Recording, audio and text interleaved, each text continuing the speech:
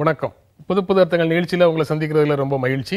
இன்றைய நிகழ்ச்சியில் பங்கேற்பதற்காக அனைத்து இந்திய அண்ணா திராவிட முன்னேற்ற கழகத்தின் காசிநாத பாரதி அவர்களும் திராவிட முன்னேற்ற கழகத்தின் பிரசன்னா அவர்களும் நம்ம அரங்கத்துக்கு வந்திருக்கிறாங்க. வணக்கம். சென்னையில் டாக்டர் அம்பேத்கர் அரசு சட்டக்கல்லூரியை வேறு இடத்துக்கு மாற்றுவது தொடர்பாக அதற்கு தடை விதிக்க கோரி தாக்கல் செய்த மனுவை அவசர வழக்காக எடுத்துக்கொள்ள முடியாது அப்படின்னு சொல்லி சென்னை உயர்நீதிமன்றம் மறுப்பு தெரிவிச்சிருக்குது. பொதுமக்களுக்கு இடையூறு ஏற்படுத்தி மாணவர்கள் நடத்தும் போராட்டத்தை எங்களால் ஊக்குவிக்க முடியாது அப்படின்னு சொல்றாங்க. போராட்டத்தை ஊக்குவிக்க முடியாதுன்னு சொல்றாங்க. எந்த நாட்கள்ல எந்த நீதிமன்றம் மாணவர்களுடைய போராட்டத்தையோ அல்லது வேறு சிலருடைய போராட்டத்தையோ ஊக்குவிச்சிருக்குது? ஊக்குவிக்க முடியாதுன்னு இந்த இப்ப சொல்றதுக்கு என்ன காரணம் இருக்க முடியும்? அது அந்த சென்னை சட்டக்கல்லூரிங்கிறது உயர்நீதிமன்ற வளாகத்துக்குள்ள இருக்கிற ஒரு சட்டக்கல்லூரி. அடுத்ததாக இந்த அங்கே படிக்கின்ற மாணவர்கள் உயர்நீதிமன்றத்தில் இருக்கிற வழக்கறிஞர்களிடம் இளம் வழக்கறிஞர் ஏதாவது ஜூனியராக பயிற்சி எடுத்துக்கொண்டிருக்கிறார்கள். அதனால இந்த இதுல இருந்து சட்டக்கல்லூரியை மாற்றினா தங்களுக்கு பாதிப்பு ஏற்படுங்கிற மாதிரி அவங்க நினைக்கிறாங்க. மாணவர்களாக இருக்கும்போதே ஜூனியராக பயிற்சி எடுத்துக்கொண்டிருக்கிறார்கள். இப்போ என்னிடம் கூட ஒரு ஜூனியர் வழக்கறிஞர் இருக்காங்க. அதனால பயிற்சி எடுத்துக்கொண்டிருக்கிறார்கள். இன்னைக்கு அங்க எப்படி ஜூனியர் வழக்கறிஞர்னு சொல்ல முடியுமா? ஜூனியர் வழக்கறிஞர் பயிற்சியாளர்களாக அப்ரெண்டிஸ்னு கூட வச்சுக்கலாம்னு வச்சுங்களேன். இன்னைக்கு அங்கே இருக்கிற கட்டடம் பழுதடைந்த நிலையில் இருக்குதுங்கிறத தனிநபர் கமிஷன் ஏற்கனவே உடைந்த நிலையில் இருக்குது. இதனால் பாதிப்பு ஏற்படுங்கிற மாதிரி சொல்லியிருக்காங்க. அதனால தற்காலிகமாக வேறு இடத்துக்கு மாற்றலாங்கிற மாதிரி அரசு முடிவெடுத்தது. ஆனால் இவங்க சொல்றது போல ஸ்ரீபெரும்புதூரோ திருவள்ளூரோ மாற்றுவதற்கான இது இல்லை. இது வதந்தியாக ஏற்பட்டது. இதனால மாணவர் போராட்டம் நடைச்சதே தவிர அது அரசு நேற்றே கூட சட்டத்துறை செயலாளர் சொல்லியிருக்காங்க. இது மாதிரி வேறு இடத்துக்கு இந்த கல்வியாண்டில் வேறு எந்த இடத்திற்கு மாற்றுவதற்கான உத்தேசம் இல்லை, மாணவர்கள் போராட்டத்தை கைவிட வேண்டும் தான் அரசு கோரிக்கை விடுத்திருக்கிறது. பிரசன்னா, உள்ளபடியே வருத்தமாக இருக்கிறது. என்னென்று சொன்னால், அந்த சட்டக்கல்லூரியில் படித்து அந்த சட்டக்கல்லூரியினுடைய ஒவ்வொரு அசைவுகளையும் காதலித்து நேசித்தவன் என்கிற அடிப்படையில் அந்த கல்லூரி 1891ஆம் ஆண்டு தொடங்கப்பட்ட இந்தியாவிலேயே முதல் சட்டக்கல்லூரி. நான் இந்த விடயத்தில் அரசியல் பேச விரும்பவில்லை. அந்த சட்டக்கல்லூரி என்பது உலக புகழ்பெற்ற சட்டக்கல்லூரி. நீங்கள் சென்ட் ஜார்ஜ் அவர்கள் முதலாக இங்கே இந்தியாவிற்கென்று ஒரு சட்டக்கல்லூரி வேண்டும், அது சென்னையில் தொடங்கப்பட வேண்டும் என்று அதை பார்த்து அந்த வடிவமைப்புகளை பார்த்து கட்டிய அந்த கட்டடம், அது வெறும் கட்டடம் அல்ல, பல நீதிபதிகளை, தலைமை நீதிபதிகளை, பெரிய விஞ்ஞானிகளை, மிகப்பெரிய அரசியல் சட்ட வல்லுநர்களை உருவாக்கி கொடுத்த கல்லூரி.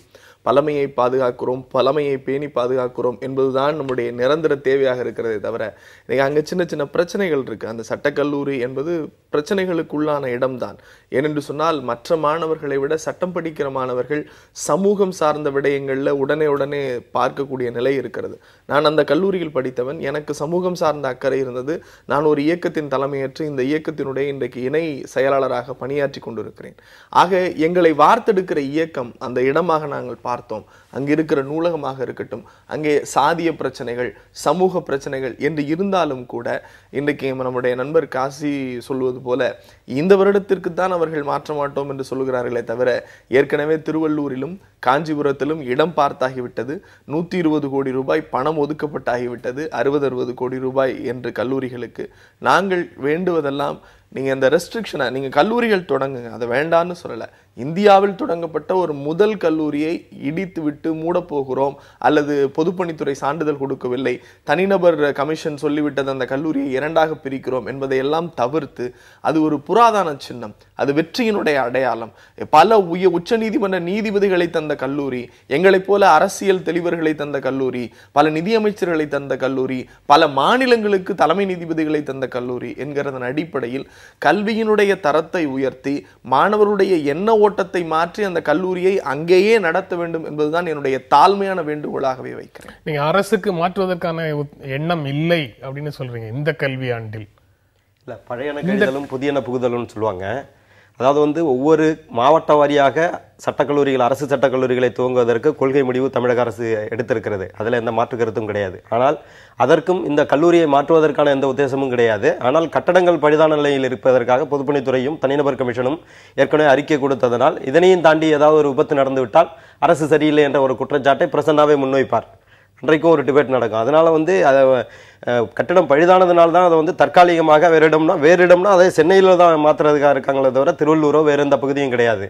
அதை தவறான புரிந்துணர்வின் காரணமாக மாணவர்கள் போராட்டம் நடத்தி கொண்டிருக்கிறார்கள். அதனை மாற்றுக் கட்சிகளைச் சேர்ந்த பிரசன்னாவை சொல்லவில்லை, மாற்றுக் கட்சியைச் சேர்ந்த நபர்கள் அதை ஊக்குவித்து போராட்டத்தை வேறு மாதிரி பல பிரச்சனைகளாக உருவாக்கி கொண்டிருக்கிறார்கள்ங்கிறதா எங்களுடைய கருத்து. அடுத்து மாவட்ட வாரியாக சட்டக்கல்லூரிகள் தொடங்குவதற்கான தேவை இருக்கிறது தமிழகத்தில். இன்னைக்கு வந்து 8 கோடி மக்கள் இருக்கிற இடத்துல வழக்கறிஞர்கள் வந்து 70,000 சொச்சம் பேர் தான் இன்னைக்கு பதிவு செய்திருக்கிறார்கள். எனவே வழக்கறிஞர்களுடைய தேவை இருக்கிறது, அதுவும் நல்ல வழக்கறிஞர்களுடைய தேவை இருக்கிறதுங்கிறதா இன்னைக்கு வந்து.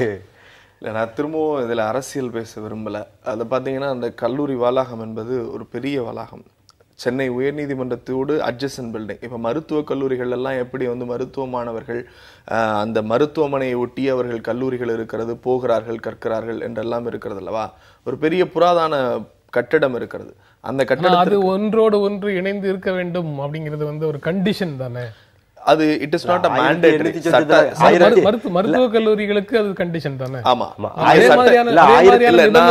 மாதிரியான நிபந்தனைகள் சட்டக்கல்லூரிக்கு இருக்கா? நீதிமன்றத்தோடு இணைந்து கல்லூரி அப்படி இல்ல. ஆனால் அப்படி ஒரு வரைமுறை அரசியல் கட்சி தலைவர்கள் சொல்லக்கூடிய அனைவரும் நீதிமன்றத்தோடு இணைந்திருக்கு, அவர்களுக்கு பயிற்சிக்கு பெறுவதற்கான வாய்ப்பு இருக்கு அப்படின்னு சொல்லி அதைத்தான் முக்கியமா நான் இவங்க சொல்ற மாதிரி இந்த கட்டடம் பழுதான விஷயத்துக்கே வரேன். அந்த கட்டடத்திற்கு பக்கத்திலேயே ஒரு மிகப்பெரிய, நான் இருந்த காலங்களிலே, நான் படித்த காலங்களிலே புதிய கட்டடங்கள் கட்டியாகிவிட்டது.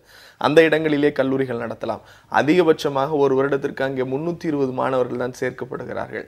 ஆக அந்த இடத்திலிருந்து அந்த இதே அதிமுகவினுடைய கடந்த ஆட்சியில் இந்த சட்டக்கல்லூரியை மாற்றுவதற்கான வேலைகள் நடந்தது. அன்றைக்கு நானே என்னுடைய தலைமையில், பிரசன்னா என்கிற ஒருவன், எந்த அரசியல் பின்புலமும் இல்லாமல் நாங்கள் போராட்டம் நடத்தி வழக்கு தொடர்ந்து அந்த கல்லூரி அங்கேயே இருக்க வேண்டும் என்பதெல்லாம் நாங்கள் கொண்டு வந்தோம். நான் மீண்டும் சொல்லுகிறேன், இது அரசியலுக்காக பார்க்க வேண்டாம். நீங்கள் எப்படி சென்ட் ஜார்ஜ் கோட்டை தான் வேண்டும், புதிய கட்டடம் சட்டசபை வேண்டாம் என்று சொல்லி சென்ட் ஜார்ஜ் கோட்டை வரலாற்று மிகச்சிறந்த கோட்டை, அந்த கோட்டையிலே தான் அண்ணா இருந்தார், எம்ஜிஆர் இருந்தார் என்றெல்லாம் சொல்லுகிறீர்களே, உங்கள் கட்சியில் இருக்கிற மிகப்பெரிய வழக்கறிஞர்கள் எல்லாம் அந்த கல்லூரியில் படித்தவர்கள்.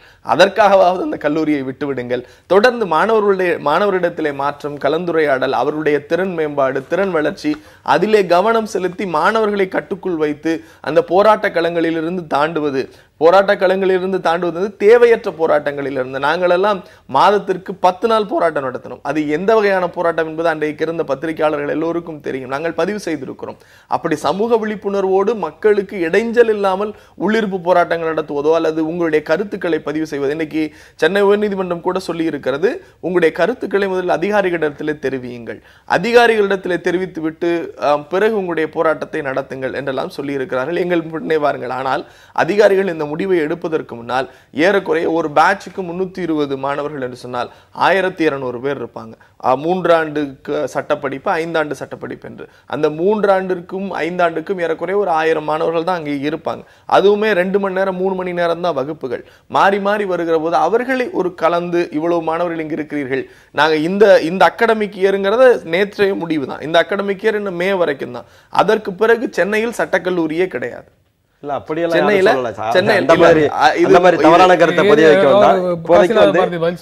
சென்னையில சட்டக்கல்லூரியே கிடையாது அப்படிங்கிற இது பிரசன்னாவோட தனிப்பட்ட கருத்தா இருக்கும்னு நினைக்கிறேன். அந்த மாதிரி அரசு எந்த விதமான எதுவும் சொல்லல. இந்த கட்டிடம் வந்து பழுதானதால வந்து இப்போதைக்கு தற்காலிக இடத்திற்கு மாற்றலாம். அதுவும் கூட இந்த ஆண்டுல, இந்த கல்வியாண்டுல கிடையாது. தற்காலிக இடங்கிறது வாடகை கட்டிடத்தில் கூட எத்தனை நீதிமன்றங்கள் வந்து வாடகை கட்டிடத்தில் செயல்படுது. அதுபோல பக்கத்தில் ஏதோ ஒரு வாடகை கட்டிடத்தில் செயல்படலாம்ங்கிறது தான் வந்து சொல்லியிருக்காங்களே தவிர சென்னையிலே நீதிமன்றம் கிடையாது. சென்னையிலே வந்து இந்த கட்டிடங்கள் பழுது சரி செய்யப்படும் அல்லது இங்க வந்து அதெல்லாம் முடிஞ்சதுக்கு அப்புறம் மீண்டும் கல்லூரி இங்க இயங்குவதற்கான வாய்ப்பு இருக்குது அப்படின்னு சொல்லி அரசு வந்து உத்தரவாதம் கொடுக்குமா? அதைத்தான் சொல்லியிருக்காங்க. ஏற்கனவே 1800 கட்டப்பட்ட கட்டிடம் நாளைக்கு மாணவர்களுக்கு வந்து ஏதாவது ஒன்று நடைபெற்றால் பிரசன்னா தலைமையிலே திரும்ப போராட்டம் நடக்கும். இப்ப சொல்ற காரணங்கள் சரி, அதற்காக நீங்க தற்காலிகமாக ஏற்பாடு செய்யறோம்னு சொல்லிட்டு வேற இடத்துக்கு கொண்டு போறீங்கல்ல, அது இங்க சரி செய்ததற்கு பிறகு மீண்டும் இங்கு கல்லூரி இயங்கும்ங்கிற உத்தரவாதத்தை அரசு கொடுக்குதான்? இல்ல, நிச்சயமாக இயங்கும். அடுத்தது பாத்தீங்கன்னா பூம்பொழில் இல்லத்துல வந்து கிரீன்வே சாலையில இருக்கிற இதுல வந்து PABL ஆனர்ஸ் ஏற்கனவே நடந்து கொண்டிருக்கிறது. அதனால சென்னையிலே சட்டக்கல்லூரிகள் கிடையாதுங்கிறத சொல்ற கருத்தை வந்து நான் வலிமையா மறுக்கிறேன். அந்த பூம்பொழில் இல்லத்துல கூட பக்கத்துல இருக்கிற கட்டிடங்கள்ல வந்து இந்த கல்லூரி நடத்தப்படலாம். அது வாடகைக்கு பிடிச்சுதான் நடத்த முடியும். ஏன்னா இங்க பக்கத்துல வந்து பில்டிங் ஸ்ட்ரக்சர் இது கிடையாது. அதனால வந்து சென்னையிலே கிடையாதுங்கிற கருத்தை வந்து வன்மையா இருக்கிறோம். அந்த மாதிரி எண்ணம் வந்து அரசுக்கு கிடையாது. ஆனா அரசுக்கு ஒரே ஒரு எண்ணம் என்னன்னா, ஒவ்வொரு மாவட்ட வாரியாக சட்டக்கல்லூரிகளை தொடங்கணுங்கிற எண்ணம் இருக்கிறது. அது வந்து அதற்கான தேவையும் இருக்கிறதுங்கிறத கருத்தை பதிவு. இல்ல, நாம் அதை வரவேற்கிறோம். இப்போ பாரதி சொன்ன விஷயம் அது அம்மையார் அவருடைய மக்கள் முதல்வருடைய வார்த்தையாகவோ அல்லது நம்முடைய சராசரி முதல்வர் பன்னீர் அவருடைய வார்த்தையாக இருந்தால் அது அவருடைய பாதம் தொட்டு நான் வரவேற்கிறேன். கல்லூரி சரி செய்யப்பட்டு மீண்டும் இங்கே கல்லூரி நடக்கும். வேற எந்தவித ஏனென்றால் சட்டத்துறை செயலாளர் வெளியிட்டிருக்கிற அரசாணை என்னிடத்தில் இருக்கிறது. இந்த கல்லூரியை மூட போகிறோம்.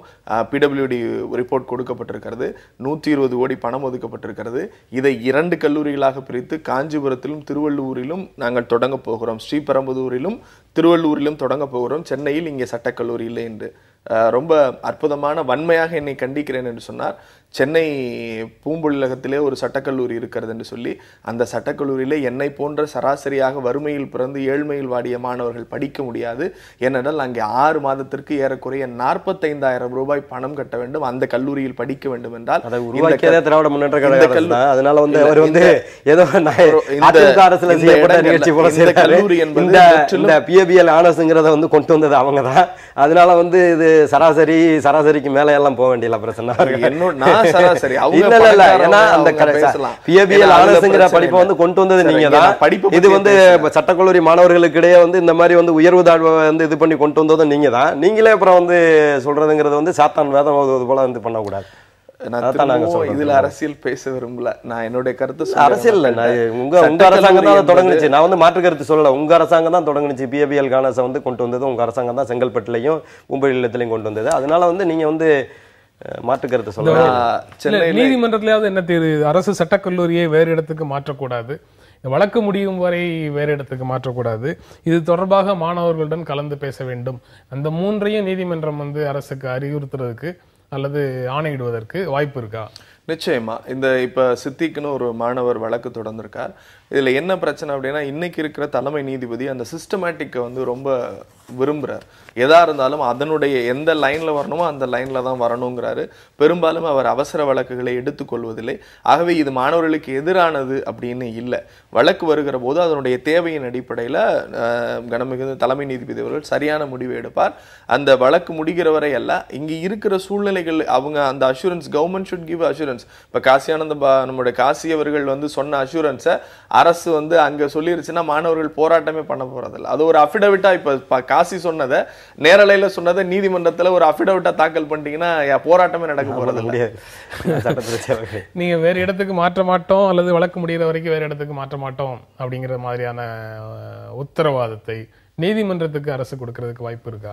அதாவது வந்து நேற்று வந்து இந்த வழக்கு வந்து சித்திக்குங்கிற ஒரு சட்டக்கல்லூரி மாணவர் வந்து உயர்நீதிமன்றத்தில் தாக்கல் செய்திருக்காரு.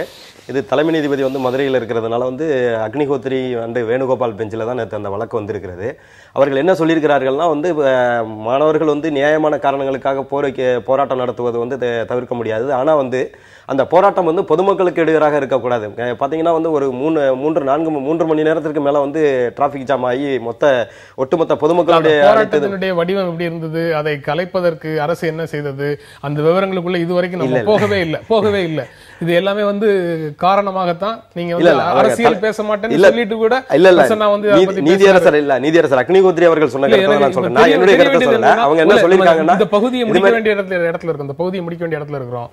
இது தொடர்பாக மாணவர்களிடம் கலந்தாலோசிப்போம் அப்படிங்கிற முடிவுக்காவது அரசு இல்ல இது வந்து தீர்ப்பா வருவதற்கு முன்னே வந்து அரசிற்கு கடமை இருக்கிறது. அரசு சட்டத்துறை செயலாளர் நேற்று அறிக்கை கொடுத்திருக்கிறார். இந்த கல்வியாண்டில் மாற்றப்படவில்லை. அப்படி மாற்றுவதாக இருந்தால் கூட மாணவர்களுடைய கருத்துக்கள் கேட்கப்படும் சொல்லியிருக்கிறாங்க. சட்டக்கல்லூரி முதல்வரும் அதற்கான உறுதிமொழி அளித்திருக்கிறார். அதனால அதுல வந்து எந்த விதமான பிரச்சனை கவலைப்படுவது போல எந்த விதமான அச்சுறுத்தலும் இல்லைங்கிறதா என்னுடைய கருத்து. தமிழ்நாடு அரசின் நிதி நிலைமை பற்றி ஒரு வெள்ளை அறிக்கை வெளியிட வேண்டும் மார்க்சிஸ்ட் கம்யூனிஸ்ட் கட்சியினுடைய நாடாளுமன்ற உறுப்பினர் டி.கே. ரங்கராஜன் கேட்கிறாரு. பல வாரங்களாக தமிழ்நாட்டில் வரக்கூடிய ஊடகங்கள் அல்லது எதிர்கட்சி தலைவர்கள் இவர்கள் எல்லாம் பேசும்போது இந்த தமிழ்நாட்டின் நிதி நிலைமை மிக மிக மோசமாக இருக்குது, திவாலாகக்கூடிய நிலையில தமிழ்நாடு இருக்குது, இதை பற்றி தெளிவாக அரசு பதில் சொல்லணும் அப்படிங்கிற அறிக்கைகளை வெளியிட்டு தான் இருக்கிறாங்க. ஆனா அரசு தரப்புல இருந்து எந்த விதமான பதிலும் இது வரைக்கும் அந்த மாதிரி தெரியல. இப்ப மார்க்சிஸ்ட் கம்யூனிஸ்ட் கட்சியினுடைய நாடாளுமன்ற உறுப்பினர் டி.கே. யாரும் கேட்கிறாரு. என்ன பதில் சொல்ல விரும்புறீங்க காசிநாதன்? அதாவது வந்து டிகேஆர் என்ன சொல்லியிருக்காங்கன்னா வந்து நிதிநிலை அறிக்கையில் வந்து 3 மடங்கு வந்து வேறுபாடுகள் இருக்கு, இழப்புகள் இருக்கு அப்படிங்கிற மாதிரி அது பற்றிய வெள்ளை அறிக்கை வெளியிடணும் அப்படின்னு சொல்லியிருக்காங்க. இது வந்து நாங்கள் எதுவுமே பதில் சொல்லலைங்கிறதுலேருந்தே வந்து எந்த விதமான தள்ளாட்டத்திலையும் நாங்கள் இல்லை, மிக தெளிவாக இருக்கிறோம். அது சம்பந்தமான வருமானத்தை ஈட்டுவதற்கும் அரசினுடைய செலவு நிதிநிலை அறிக்கைகளை சரி செய்வதற்கும் எங்களிடம் முழுமையான திறமையும் தைரியமும் இருக்கிறதுங்கிறது தான் அதை வந்து எடுத்துக்க முடியுமே தவிர, அடுத்து வந்து வெள்ளை அறிக்கையை பற்றி கேட்பது வந்து கம்யூனிஸ்டுகள் மட்டுமல்ல, அனைத்து எதிர்க்கட்சிகளுக்குமே உரிமை இருக்கிறது, அவங்களுக்கு கடமையும் இருக்கிறது, கடப்பாடும் இருக்கிறது. ஆனால் வந்து கம்யூனிஸ்டுகளை போல வந்து ஒரு தவறை ஒவ்வொரு தேர்தலிலும் செய்துவிட்டு பிறகு அவங்களே வந்து டிபேட் வச்சு அவங்களே கம்யூனிஸ்ட் மேனிஃபெஸ்டோ வெளியிடுற மாதிரி நாங்கள் வெளியிட வேண்டியதில்லை. அப்படி வெளியிடுகின்ற அந்த கம்யூனிஸ்டுகளை இன்றைக்கு தமிழக மக்கள் மட்டுமல்ல ஒட்டுமொத்த இந்தியாவுமே இன்னைக்கு புறக்கணிச்சிருக்குங்கிறதையும் கருத்தையும் பதிய வைக்க வரும். ஒரு தேர்தல்ல அல்லது 2 தேர்தல்கள்ல என்ன நடக்குதுங்கிறத வச்சு 2 தேர்தல்கள் நடந்தா பரவாயில்ல.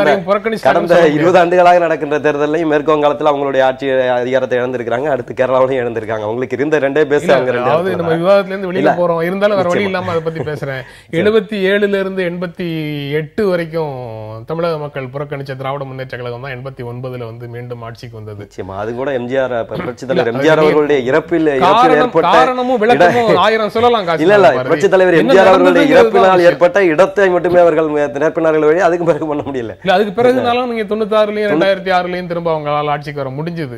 அதனால அது ஒரு தேர்தல்ல 2 தேர்தல்ல நடக்கிறத வச்சு நம்ம முடிவுக்கு வர்றது அப்படிங்கிறது வந்து சரியான விஷயமா அப்படிங்கிறது தெரியல. கம்யூனிஸ்டுகளுக்கு செல்வாக்கு இல்லைங்கிறது வேற விஷயம், அது நீங்க சொல்றீங்க, அது வேற விஷயம். அதை வந்து தேர்தல் அளவுகோல்களை வச்சு பேசுறது வந்து சரியாங்கிறது ஒரு விவாதத்துக்குரிய விஷயம். ஆனா தமிழக அரசின் கடன் சுமை கோடிக்கணக்கில் இருப்பதாக தகவல் வெளியாகிட்டு இருக்குது. இதற்காக தமிழக அரசு விளக்கம் கொடுக்கணும்னு சொல்லி ஜி கே வாசன் கேட்கிறாரு, டாக்டர் ராமதாஸ் கேட்கிறாரு. அனைத்து எதிர்க்கட்சிகளுக்கும் கேட்பதற்கு உரிமை இருக்கிறது. அதே போல அரசுக்கு எந்த விதமான தள்ளாட்டமும் இல்லாமல் மிகச்சரியாக நடத்துவதற்கான பொறுப்பு எங்களிடம் இருக்கிறது. எங்களுடைய வேலையை நாங்கள் மிகச்சரியாக செய்வோம். எதிர்க்கட்சிகளாகிய அவர்களுடைய வேலையை அவர்கள் சரியாக செய்யட்டுங்கிறதா எங்களுடைய. எதிர்க்கட்சிகள் தான் தள்ளாடுது, அரசு தள்ளாடல அப்படின்னு சொல்ற மாதிரி சொல்றாரு அவரு. அதுவும் உண்மையாக இருந்தால் நான் வரவேற்கிறேன்.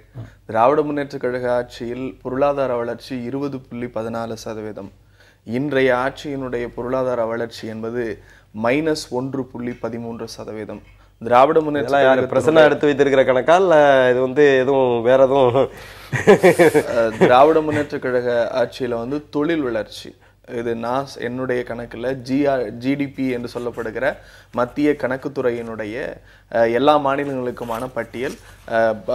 காசி நிறைய வாசிக்கக்கூடிய வாசிக்கக்கூடிய வாசிப்பாளர். அதன் அடிப்படையில ஜிடிபி ரேட்ல இந்தியாவிலேயே தமிழகம் மிக பின்தங்கி இருக்கிறது என்கிற ஒரு பட்டியலையும் வெளியிட்டது. மைனஸ் அளவுக்கு போகக்கூடிய ஆட்சி நடந்து கொண்டிருக்கிறது. இதை உள்ளபடியே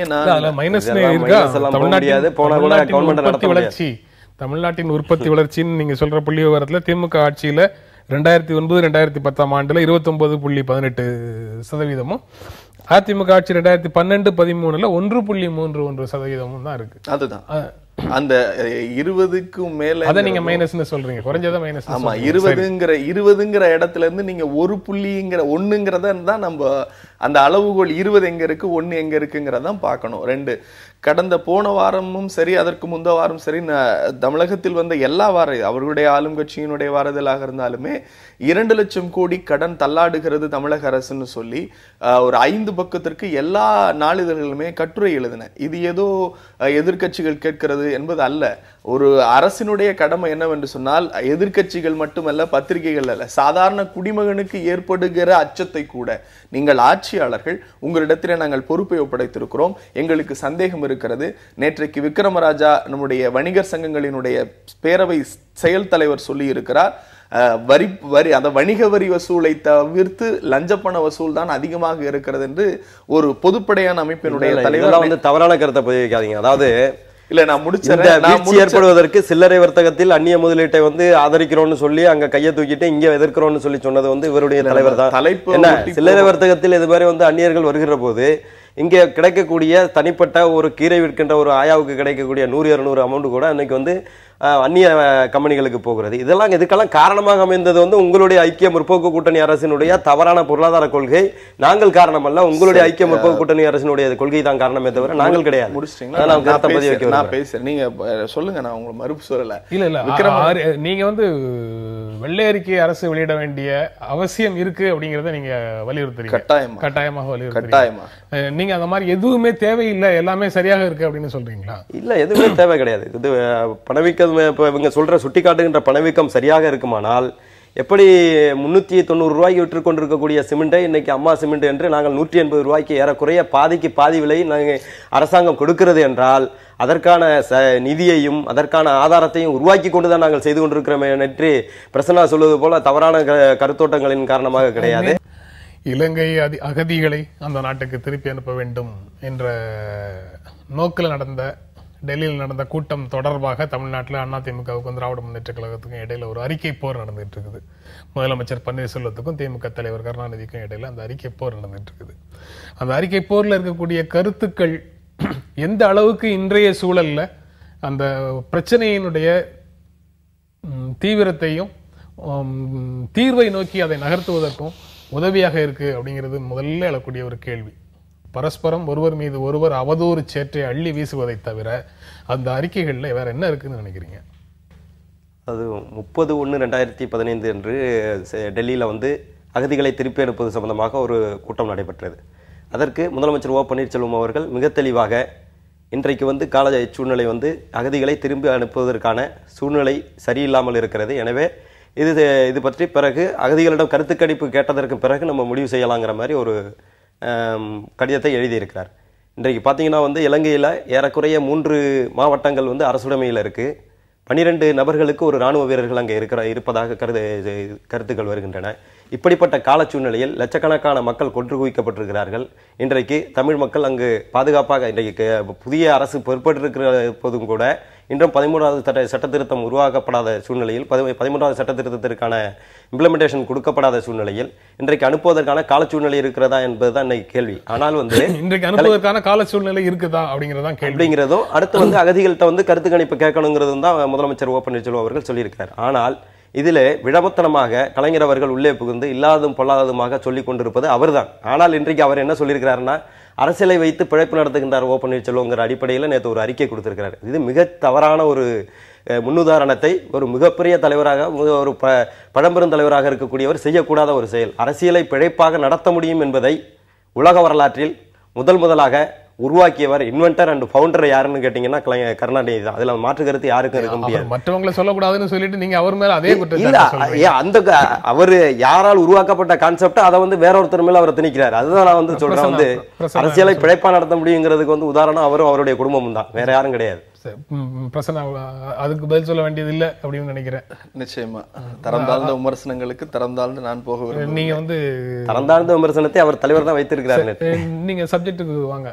நீ அவங்க இலங்கை அகதிகள் இங்கிருந்து திரும்பி போவதற்கு உரிய சூழல் இருக்குது அப்படின்னு நினைக்கிறீங்களா? அது இல்லாம அந்த tone and tenor of the statement of DMK president அப்படின்னு பார்த்தோம்னா அது வந்து அதை நோக்கி இருக்கோ அப்படின்னு சந்தேகப்படுறதுக்கு இடம் இருக்கு. இல்ல, நிச்சயமாக இல்லை. தலைவர் கலைஞர் தன்னுடைய முதல் அறிக்கையிலும் சரி இரண்டாவது அறிக்கையிலும் சரி மிக தெளிவாக சொல்லியிருக்கிறார், அங்கே நிலைமை சரியாகிற வரை இங்க இருக்கிற நிலைப்பாடுகள் செய்யக்கூடாது. 2 விஷயத்தை நம்ம பார்க்கணும். ஈழத்தமிழர்களுடைய மேனேஜ்மெண்ட் கமிட்டி என்பது மத்திய அரசினுடைய அதிகாரத்திற்கு உட்பட்டது. மாநில அரசு ஒரு கார்டியன் தான். அவங்களுக்கு இடம் கொடுக்கலாம், மத்திய அரசு கொடுக்கிற நிதி பணம் உதவிகளை செய்ய முடியுமே தவிர மத்திய அரசு தான் அவங்களுடைய ஹோல்டர். அதை நம்ம கணக்கில் கொள்ளணும். மத்திய அரசு ஒரு கூட்டம் நடத்துது. இங்க இருக்கிற பாஜகவினுடைய ஆட்சி வந்ததற்கு பிறகு நடைபெறுகிற பல பிரச்சனைகளுக்கு நடுவில் இது ஒரு சத்தம் இல்லாம ஒரு பிரச்சனை நடக்குது. தலைவர் கலைஞர் கேட்டது வேற ஒண்ணுமே இல்லை, ஒரு ரெப்ரசன்டேட்டிவ் இங்க இருந்து போய் நீங்க அந்த கூட்டத்தை புறக்கணிக்கிறேன் கலந்துக்க மாட்டேன் அப்படின்னு ஒரு கடிதம் கொடுக்குறீங்க. இங்க இருக்கிற சூழ்நிலை புறக்கணிக்கிறோம் இல்ல, காலாவகாசம் கேட்டு நாங்கள் அகதிகளிடம் நாங்கள் கருத்து கணிப்பு நடத்திவிட்டு பிறகு வந்து நாங்கள் ஆமா கலந்து கொள்ளவில்லை. ஆனால் எங்களுடைய கருத்தை பதிவு வைத்திருக்கோம், கடிதமாக எங்களுடைய கருத்தை பதிவு வைத்திருக்கோம். நாங்க வந்து புறக்கணிப்பு செய்யவில்லை. புறக்கணிப்புங்கிற வார்த்தையை வந்து தவறானது. நான் திரும்பவும் ஏன் முதல்ல சொன்னேன்னா மத்திய அரசு இதில் முடிவெடுக்கக்கூடிய அதிகாரம் பொருந்திய அமைப்பு. அந்த நேரத்தில் நீங்க கூட்டத்தை புறக்கணிக்கிற போது அவர்கள் ஏதேனும் ஒரு முடிவெடுத்து விட்டால் இது மாநில அதிகாரத்துக்கு உட்பட்டு இல்லை. இல்ல கன்கரண்ட் லிஸ்ட்ல தான் இருக்கு. தமிழக ஸ்டேட் கவர்மெண்ட் கன்கரன்ஸை கேட்காம அவங்க முடிவு எடுக்க முடியாது. ஏதாவது ஒரு முடிவு எடுத்து விட்டால் சரி, இது அகதிகள் சம்பந்தப்பட்ட விடயம், தவறான கருத்து இது. இல்ல கன்கரன்ட் லிஸ்ட்ல தான் இருக்கு. நீங்க சொல்ற மாதிரி இடத்துல ஒரு சென்ட்ரல் லிஸ்ட்லயும் கிடையாது, ஸ்டேட் லிஸ்ட்லயும் கிடையாது, கன்கரன்ட் லிஸ்ட்ல தான், ரெண்டுக்கும் பொதுவான லிஸ்ட்ல தான் இருக்கு. அதனால எடுக்கப்பட்டு விட்டது. அந்த இடத்துல தமிழக அரசின் சார்பாக ஒரு பிரதிநிதி போய் இல்லங்க இதை செய்யாதீங்க, இந்த நேரத்துக்கு கொடுங்க, நாங்க கருத்து கேட்கிறோம் அப்படி என்று உங்களுடைய கருத்தை பதிவு செய்து விட்டு வருவதில் என்ன பிரச்சனை என்றுதான் கேட்டாரே தவிர, நீங்க இங்க இருக்கிறவங்க யாரும் உடனே வந்து பேக் பண்ணி கொண்டு போய் அங்க இறக்கி விடணும் அப்படிங்கறதெல்லாம் இல்ல. அது எங்களுடைய உள்நோக்கமும் கிடையாது. தலைவர் கலைஞர் அவர்கள் அதனுடைய முதல் கடிதத்திலே மிக தெளிவாக குறிப்பிட்டிருக்கிறார். அங்க இங்க இருக்கிற அகதிகளுக்கு என்னென்ன தலைவர் கலைஞர் செய்தார், இதை நான் சொல்லவில்லை. யுஎஸ்னுடைய கவுன்சில் ஜெனரல் ஆண்டர்சன் டி சிம்கன் வந்து தன்னுடைய மிகப்பெரிய அறிக்கையில் மிக தெளிவாக குறிப்பிட்டிருக்கிறார். திராவிட முன்னேற்ற கழக ஆட்சியில் 26 மாவட்டங்களில் 115 முகாம்களில் எப்படி அந்த அகதிகள் மரியாதையோடு நடத்தப்பட்டார்கள் என்கிற பதிவை திராவிட முன்னேற்ற கழகம் சொல்லவில்லை, தலைவர் சொல்லவில்லை, US general council Anderson D சிம்கன் சொல்லி இருக்கிறார். இன்றைக்கு தமிழ்நாட்டில் இருக்கக்கூடிய அகதிகள் முகாம்களும் முகாம்களுக்குள்ள அகதிகள் இருக்கக்கூடிய நிலைகளும் அன்று இருந்த நிலையிலிருந்து மாறி போச்சு அப்படின்னு சொல்றீங்க. நிச்சயமாக நீங்கள் ஒரு 2 வருடங்களுக்கு முன்னால் நம்முடைய பல நினைவுகள் சரியாக இருக்குமேனால் 2 வருடங்களுக்கு முன்னால் பல பொதுநல வழக்குகளை பதியப்பட்டது. அகதிகள் முகாம்களுக்கான சரியான பராமரிப்பு சுயமரியாதையுடனும் சர்வதேச உடன்பாடுகளின் அடிப்படையிலும் மிகச்சிறப்பாக நடத்தப்பட்ட இலங்கை முகாம்கள் அதிமுக ஆட்சிக்கு வந்ததுக்கு அப்புறம் வேண்டும் என்றே மோசமாக நடத்தப்படுகின்றது. இல்ல, ஏதாவது தவறான கருத்தை நண்பர் பிரசன்னா அவர்கள் பதிய வைக்கிறார்கள் நினைக்கிறேன். மோசமாக நடத்தப்படுகிறார்கள் என்ற அடிப்படையில் அகதிகள் யாரும் வழக்கு தொடுக்கவும் இல்லை, இதுவரைக்கும் எந்த விதமான ரிப்போர்ட்டும் இல்லை. அடுத்து வந்து ரொம்ப நாங்கள் அகதிகளை பற்றி ரொம்ப அக்கறை எடுத்துக்கொண்டோங்கிற சொல்ற இந்த கலைஞர் அவர்கள் வந்து அன்னைக்கு லட்சக்கணக்கான மக்கள் கொல்லப்பட்ட போது ஏன் அந்த அக்கறையை எடுத்துக்கொள்ளலாங்கிறது எனக்கு தெரியலை. இவர்கிட்ட தான் வந்து 22 எம்பிக்கள் இருந்தார்கள், 9 அமைச்சர்கள் இருந்தார்கள், மத்திய அரசாங்கம் இவருடைய லகானில் தான் செயல்பட்டது. அன்னைக்கு 1,40,000 தமிழ் மக்கள் இறந்த போது இவர் எங்கே சென்று கொண்டிருந்தார்? ரோமாபுரி நகரம் பற்றி எறிந்த போது பிடில் வாசித்த நீரோ மன்னனை போல அன்றைக்கு வந்து கையறு நிலையில் நாங்கள் இருக்கிறோம் என்று சொன்னார். இன்னமும் ஒரு கேலிக்கூத்தான ஒரு விஷயத்தை நடத்தினார். சட்டமன்றத்திலே இலங்கை பிரச்சனையில் வந்து இந்திய அரசாங்கம் தலையிட வேண்டும் என்று 3 முறை 1க்கு 3 முறை தீர்மானம் இயற்றினார். என்ன தீர்மானம்? தீர்மானம் என்பது தீர்க்கமாக ஒரு முறை நிறைவேற்றப்படுகின்றது தான் தீர்மானம். ஆனால் அதே தீர்மானத்தை 3 முறை நிறைவேற்றிவிட்டு பிறகு என்ன சொன்னார் என்றால், சகோதர யுத்தம் இலங்கையில் நடந்து கொண்டிருக்கிறது, மழை விட்டும் துவானம் விடவில்லை. சகோதர யுத்தமா அங்கு நடந்தது? ராஜபக்சே தமிழ் மக்கள் மீது நடத்தியது சகோதர யுத்தமா? நாங்கள் கேட்கிற கேள்வி பயன்படுத்தப்பட்ட வார்த்தைகளை நீங்க இப்ப பயன்படுத்துறீங்களா? சகோதர யுத்தம்னு சொன்னது வந்து வேறு காலகட்டத்தில் நடந்தது. இல்ல, அதே காலகட்டத்தில் அவர் சொன்னார் மழை விட்டும் துவானம் விடவில்லை என்று சொன்னார். அடுத்து இன்னும் ஒன்று சொன்னாருன்னா, மீனவர்கள் பிரச்சனையில சொன்னார் வந்து பேராசை பிடித்த மீனவர்கள் வந்து எல்லை தாண்டி செல்கிறார்கள் என்று சொன்னார். இவருடைய அன்றைக்கு இன்னும் ஒரு இதை சொன்னார், நாங்க வந்து கையறு நிலையில் இருக்கிறோம், எங்களால் உதவி செய்ய முடியாது, ஐயா ராஜபக்சே அவர்களை காப்பாற்றுங்கள் அப்படின்னு தான் சொன்னார். ஆனா இவர் நினைத்திருந்தால் மத்திய அரசாங்கத்திற்கு கொடுத்திருந்த ஆதரவை வாபஸ் பெற்று ஒரே நாளில் அந்த போரை நிறுத்தி இருக்க முடியும், லட்சக்கணக்கான தமிழ் மக்களுடைய உயிரை இன்றை காப்பாற்றி இருக்க முடியும். ஆனால் அன்றைக்கு அதை செய்யாத இவர் அகதிகள் மீது மட்டும் நாங்கள் பரிதாபப்படுகிறோம், பச்சாதாபப்படுகிறோம் என்பது வந்து முதலை கண்ணீர் வடிப்பதை போல இருக்கிறது, சாத்தான் வேதம் ஊதுவதை போல இருக்கிறது. நிச்சயமா அவங்களுடைய 2009 புரட்சி தலைவி அம்மா அவர்கள் ஈழத்திலே பல்லாயிரக்கணக்கான படைகளோடு காசி அவர்களுடைய தலைமையில பல பட்டாலியன்கள் போய் அங்க இருக்கிற ஈழத்தமிழர்களை பாதுகாத்தார்கள். பிரபாகரனை பத்திரமாக பேசுறப்ப நான் குறுக்க பேசல, என்னுடைய கருத்தை பதிவு செய்ய விடுங்க.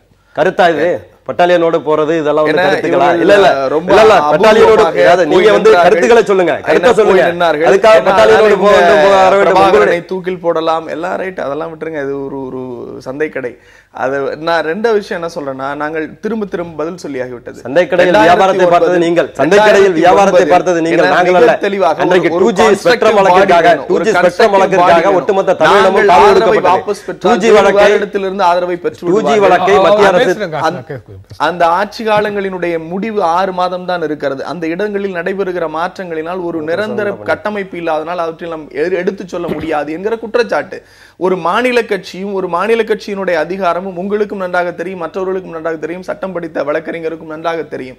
ஒரு மாநிலத்தினுடைய அமைப்பு என்ன செய்ய முடியுமோ, வலியுறுத்த முடியுமோ, கண்டனம் நடத்த முடியுமோ, இது இன்றைக்கு இவர்கள் எல்லாம் பேசுகிறார்கள். தலைவர் கலைஞர் 1951 அண்ணாவருடைய காலத்தில் ஈழத்தமிழர்களுக்காக தீர்மானத்தை முன்மொழிந்தவர் புரட்சித்தலைவர் தலைவர்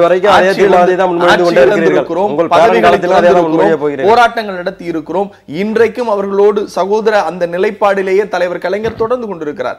ஆக இன்றைக்கு முளைத்தவர்கள் பேசுகிற வீராவேச பேச்சுகளின் அடிப்படையில் நாங்கள் செய்த அதனால் ஏற்பட்ட சோதனைகளே எங்களுக்கு அதிகம். ராஜீவ்காந்தியினுடைய மரணத்தில் இதை விட்டுட்டு நீங்க இலங்கை அகதிகளை இப்ப திருப்பி அனுப்புறது தொடர்பாக வந்தா திராவிட முன்னேற்ற கழகத்தினுடைய நிலைப்பாடு என்ன? நிலைப்பாடு பன்னீர்செல்வம் என்ன செய்தாரு, செய்ய தவறினாரு அப்படிங்கிறது ஒரு பக்கம். அவர் அந்த கூட்டத்துக்கு போயிருக்கணுமா வேண்டாமாங்கிறது அணுகுமுறை தொடர்பான பிரச்சனை அப்படின்னு பார்க்கலாமா? அணுகுமுறை தொடர்பான அணுகுமுறை தொடர்பான பிரச்சனை. பல முக்கியமான கூட்டங்களில் தமிழக அரசு கலந்து கொள்ளாமல் புறக்கணித்து வரும் கடிதம் மட்டுமே எழுதுகிறது.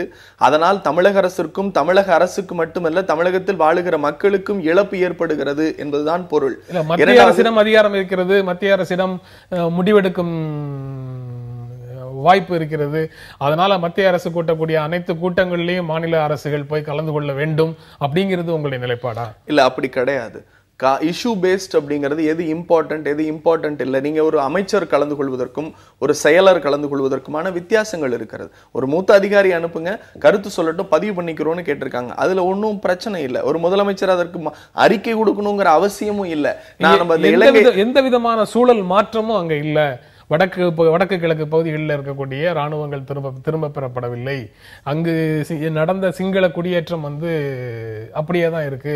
இந்த சூழல்ல இலங்கைக்கு வெளியில இருக்கக்கூடிய இலங்கை தமிழர்கள் அங்கு திரும்ப அமைதியான வாழ்க்கை வாழ முடியுமா ஒரு ஆட்சி மாற்றம் நடந்த ஒரே காரணத்தின் அடிப்படையில அப்படின்னு சில சந்தேகங்களின் அடிப்படையில முடிவெடுப்பதை தள்ளி வைக்கிறதுக்கு ஒரு அரசுக்கு உரிமை இல்லையா? தாராளமா உரிமை இருக்கு. அதைத்தானே நாங்க வலியுறுத்துறோம். அதை கொண்டு போய் நேர்ல ஒரு அதிகாரியின் அடிப்படையில போய் பதிவு செஞ்சுட்டு நீங்க கடிதம் எழுதுனது நேரா போய் அந்த அரங்குல ஒரு 10,000 பேர், அந்த அரங்குல ஒரு 10 பேர் கூடியிருக்கானா அந்த 10 பேர்கிட்ட முடியாது அப்படிங்கிறது ஒருத்தருக்கு கடிதம் எழுதுறதுக்குமான வித்தியாசம். கிடைக்கிற ஒவ்வொரு வாய்ப்பையும் பயன்படுத்திக் கொள்வது அப்படின்னு ஒண்ணு இருக்கு. திராவிட முன்னேற்ற கழகம் அதை சரியாக செய்யுதுன்னு நினைக்கிறேன். அமைச்சர்களை பெற்றதை சொல்றீங்களா? 9 அமைச்சர்களை பெற்றாங்களா? அதை சொல்றீங்களா? ஐயோ, நீங்க சரியாக பயன்படுத்திக் கொள்வது. நீங்க அந்த கூட்டத்துல கலந்து கொண்டு உங்களுடைய நிலைப்பாடை சொல்லிட்டு வெளியில வரலாம்ல. இந்த இடத்துல ஒரு கருத்தை பதிவு வைக்க விரும்புறேன். இது ஒரு நபரோ 2 நபரோ சம்பந்தப்பட்ட விஷயம் அல்ல. 1.5 லட்சம் இலங்கை அகதிகள் சம்பந்தப்பட்ட விஷயம். இது மத்திய அரசு மட்டுமே முடிவெடுத்து விட முடியாது. Without concurrent of the state government they cannot take any decision. அதனால இது கன்கரண்ட் லிஸ்ட்ல தான் இருக்கு, பொதுப்பட்டியல்ல தான் இருக்கு. அதனால அவங்க முடிவெடுத்துட முடியாது. அடுத்து தமிழக அரசு மட்டுமே கூட முடிவெடுத்துட முடியாது. அந்த அகதிகள் என்ன விருப்பப்படுறாங்க? ஏன்னா நம்மை தேடி ஏதிலிகளாக எந்த விதமான புகலிடமும் இல்லாமல் நம்மளை மட்டுமே அவர்களுடைய ஒரே புகலிடமாக தேடி வந்திருக்கிற போது நாம் அவர்களை தட்டி கழித்து வெளியே நீங்களே ஓடுங்கள் அப்படின்னு விரட்டி விடுவது என்பது ஒட்டுமொத்த தமிழினத்திற்கு, அந்த தமிழ் அகதிகளுடைய உணர்வுகளுக்கு மதிப்பு கொடுக்காத ஒரு சூழ்நிலை உருவாகும். அதனால நம்ம மட்டும் முடிவெடுக்க முடியாது. அந்த அகதிகள்கிட்ட கருத்து கணிப்பு நடத்தணும். அவங்க போறதுக்கு தயாரா இருக்காங்களா அப்படிங்கிறதையும் கேட்கணும். இல்ல, இந்த இடத்துல பல்வேறு சூழ்நிலைகள் இருக்கு.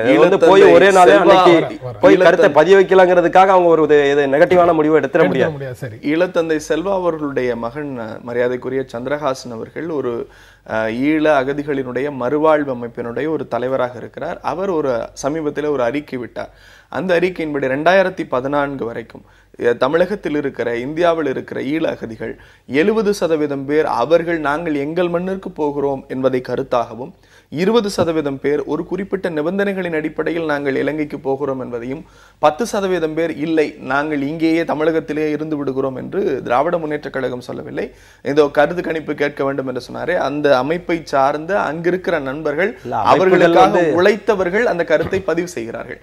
நான் மீண்டும் சொல்லுகிறேன், இது இவர்கள் இங்கிருந்து நாடு கடத்த வேண்டும் என்பது அவர்களுடைய முழு மன சம்மதத்தோடு அவர்கள் அந்த மண்ணில் வாழ வேண்டும் என்கிற விருப்பப்பட்டால் அவர்களை அனுப்பலாமே தவிர, அதுவரைக்கும் தலைவர் கலைஞர் ஆட்சியில் அவர்கள் எப்படி ஒரு மிகச்சிறந்த விருந்தாளர், இன்னமும் தலைவர் கலைஞர் ஒவ்வொரு மாவட்டத்தினுடைய அமைச்சர்களையும் நீங்கள் நேரடியாக செல்ல வேண்டும் என்று உத்தரவிட்டார். நீங்க சொல்றதுல ஒரு சின்ன சந்தேகம்.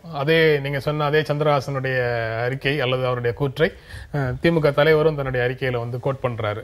அதனால எனக்கு அதை படிக்கும்போது அந்த சந்தேகத்தை தான் உங்ககிட்டையும் கேட்க விரும்புறேன். நாடு கடந்த தமிழீழ அரசாங்கம் இருக்கு, குளோபல் தமிழ் ஆர்கனைசேஷன் இருக்கு, தமிழ் தேசிய கூட்டமைப்பு அங்க இருக்கு, இன்னும் பல்வேறு தமிழ் அமைப்புகள், இது தொடர்பாக அக்கறை உள்ள அமைப்புகள் பல்வேறு தளங்கள்ல செயல்பட்டு வருது. எல்லாரும் ஈழத்து அகதிகள் அங்கு திரும்பி போவதை பற்றி தங்களுடைய கருத்துக்களை சொல்லிட்டு இருக்கிறாங்க. ஆனா திமுக தலைவரும் நீங்களும் எடுத்தாளக்கூடிய கூற்று சந்திரஹாசனுடைய கூற்று. இதிலிருந்து சந்திரஹாசனுடைய கூற்றை நீங்க அப்படியே வழிமொழிகிறீர்கள் அப்படின்னு புரிஞ்சுக்கலாமா? இல்ல, நீங்க ஒரு அறிக்கையினுடைய வெளிப்பாடுல அந்த அறிக்கையின் அடிப்படையில நாங்க கலந்துக்கோங்கன்னு சொன்ன ஒரே விடயத்திற்காக அவர் வேறு பல பொய்யான காரணங்களை திணித்து இதெல்லாம் இப்படி இருக்குன்னு எழுதுகிற போது இப்படி அங்கிருக்கிற மக்களே இதை விரும்புகிறார்கள், நாங்கள் அதை விரும்பவில்லை, ஈழ அகதிகளாக வாழுகிற எங்களுடைய சகோதரர்கள் அவர்களுடைய விருப்பப்பட்டால் அவர்கள் போகலாம், இல்லை என்றால் அவர்கள் இங்கேயே வாழலாம் என்கிற நிலைப்பாடு தான் திராவிட முன்னேற்ற கழகத்தினுடைய நிலைப்பாடு. அதை தலைவர் கலைஞர் மிக தெளிவாக சொல்லி இருக்கிறார். என்ன சொல்ல விரும்புறீங்க? அதாவது இந்த சந்திரஹாசன் என்பவர் வந்து ஈழத்தில் நடைபெற்ற போரின் போது எங்கிருந்தார், அவர் யாருக்கு ஆதரவு கொடுத்தார், எந்த மாதிரி நடவடிக்கையில் இருந்தார் என்பது ஒட்டுமொத்த தமிழினத்திற்கும் தெரியும். கலைஞர் ஒரு நபரை வந்து உதாரணமாக சொல்லுகிறார் என்றால் இவருடைய ஊதுகுழலாக இருப்பவர்கள் மட்டுமே பயன்படுத்துவார். நீங்கள் சொன்னது போல வந்து அகதிகளுக்கான மறுவாழ்விற்கு பல்வேறு அமைப்புகள் இருக்கின்றன. இவர்கள் வந்து எல்லா மக்கள் 1,55,000 மக்களிடம் போய் கருத்து கணிப்பு எடுத்தார்களா என்பது நமக்கு தெரியாது. அரசு அதிகாரப்பூர்வமாக அதிகாரிகளை நியமித்து அவர்கள் மூலமாக நடத்தப்படுகின்ற கருத்து கணிப்பு தான் ஆதென்டிகேட்டடாக இருக்க முடியுமே தவிர தனிப்பட்ட நபர்கள் சொல்வதை நாம் ஏற்றுக்கொள்வதா விடுவதா என்பதை மக்கள் கருத்துக்க விட்டு விடுகிறேன். அதனால் வந்து அந்த மக்களுடைய விருப்பம் என்ன என்பதை கேட்டதற்கு பிறகுதான் நம்ம முடிவு செய்ய முடியுங்கிறதா. மக்களுடைய விருப்பத்தை கேட்கணுங்கிறத ஒண்ணு. அதுக்கப்புறம் இன்னொன்று, அந்த அறிக்கைகளுக்குள்ள இருக்கக்கூடிய முக்கியமான விஷயம் வந்து அங்கு இருக்கக்கூடிய முகாம்களில் இருக்கக்கூடிய தமிழர் பகுதிகளில் குடியேற்றப்பட்ட பிறகு வெளிநாடுகளில் இருக்கக்கூடிய அகதிகளை பற்றி பேசலாம் அப்படின்னு சொல்லி பன்னீர்செல்வம் சொல்றாரு. அதற்கு என்ன பதில் சொல்ல வரும்? நான் அதைத்தான் சொன்னேன். அங்கு இருக்கிற தமிழருடைய வாழ்வாதாரம், நீங்கள் இந்த பிரச்சனைகளுக்கெல்லாம் முன்னாடி டெசோவினுடைய தீர்மானமே அப்படிதான் இருந்தது. நீங்களுடைய சுகாதாரமான சுற்றுச்சூழல், கல்வி, வேலை வாய்ப்பு, அடித்தளமான வாழ்வாதார நிலை, அவர்களிடமிருந்து பிடுங்கப்பட்ட நிலங்கள் தமிழர்களிடத்திலே ஒப்படைக்கப்பட வேண்டும் என்பதை தீர்மானமாகவே நிறைவேற்றினோம்.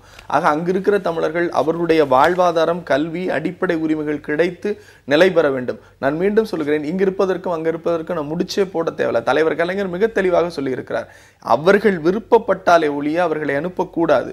நாங்கள் கேட்டதெல்லாம் மத்திய அரசு ஒரு முடிவெடுத்து விட்டால் இங்கிருக்கிற அகதிகளை பாதிக்குமே என்பதன் அடிப்படையில் தான் அந்த கருத்தை சொன்னோமே தவிர அதில் உள்நோக்கம் கற்பித்து அரசியல் அறிக்கைகளை விட்டுக் கொண்டிருக்கிறார் முதலமைச்சர்.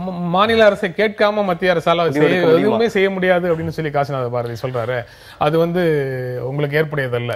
மாநில அரசை மீறி மத்திய அரசு என்ன வேணாலும் செய்யும். இவங்களுடைய ஐக்கிய முற்போக்கு கூட்டணி அரசு அப்படி செயல்பட்டுச்சான்னு தெரியல. பல இடங்கள்ல நம்ம இப்படி ஒரு இடத்துல விட்டு கொடுத்துட்டோம் அப்படின்னா பல இடங்கள் நாங்க உங்களுக்கு எந்த இடத்துலயும் விட்டு கொடுக்கல, எங்களுடைய கருத்தை பதிய வச்சிருக்கோம். உங்க கருத்து அதைத்தான் சொன்னேன், உங்க கருத்தை பதிய வைங்கிறீங்களா, ஒரு அதிகாரி அமைச்சு பதிய வச்சிருங்க, இல்லன்னா அதற்குரிய அமைச்சரை போய் பதிய வைங்க. அது அரசு நடத்துகின்ற எங்களுக்கு தெரியும். ஆடு நடையுது என்பது என்று யாரும் வருத்தப்பட வேண்டாம். அரசு நடத்துவது ஆடு ரொம்ப நடையுதுன்னு யாரும் வருத்தப்பட வேண்டாம். இவர்களை குறை சொல்வது மட்டும்தான் எங்களுடைய வேலை. ஆடு ரொம்ப நடையுதுன்னு முழுமையாக அந்த அரசை எப்படி நடத்த வேண்டும், நீங்க அகதிகளை எப்படி நீங்க கொடையா இல்ல என்ன ஒரே ஒரு விடயம், எப்படி நடத்துவது அவர்களுக்கு மட்டும்தான் தெரியும், அவருடைய தலைவிக்கு மட்டும்தான் தெரியும், மற்றவர்களுக்கு இந்த உலகத்துக்கு யாருக்குமே தெரியும். தமிழ் மக்கள் வந்து பாதுகாப்பு இல்லாம இருக்கிறாங்களா?